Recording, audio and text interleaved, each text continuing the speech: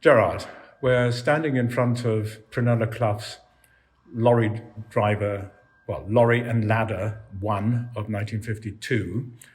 And let's talk about it in some sort of context. So 1952, it's now 7 years after the war. She has been back in London from Lowestoft, where she painted a lot of fishermen. And here it is, a very, very utilitarian painting, an oil on canvas. Yeah. During the war, Prunella spent a lot of her time, as she put it, grafting away, working. She was a mapper for the civil service, was part of her war effort. And also she was a designer. So she understood the world of work, and she was always interested in labour and work. And this was painted at a time when Britain was being rebuilt. There's a lot of redevelopment, regeneration going on.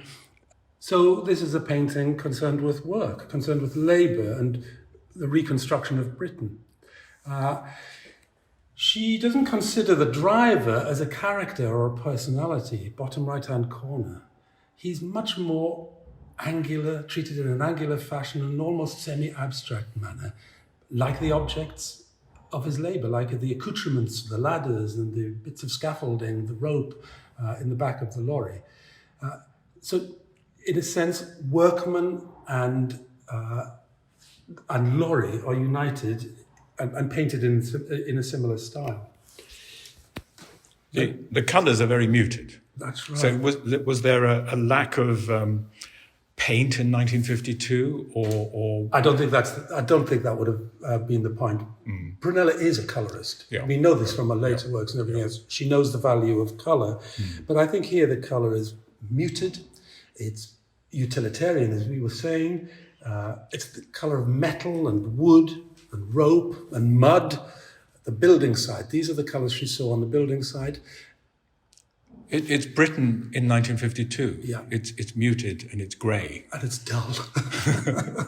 Now, you just mentioned about her later work, and I'm looking at the lower left-hand corner of this work, which is a very, very abstract part of the painting where her signature is in the lower left. Yes. It seems to be... You can see all the seeds of what she gets up to later on, this formalized laying out of the objects, and with a kind of a clarity of purpose.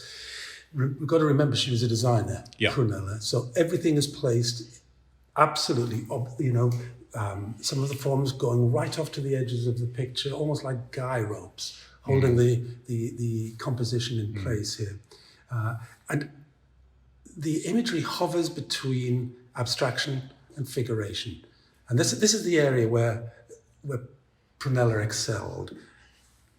It's almost as though she sees an abstract shape in something formal and something naturalistic, and at the same time in something naturalistic she sees something qualities of abstraction. It's a little bit like Victor Passmore of the late 40s when the paintings of the Thames go into more abstraction. Yes, that's right.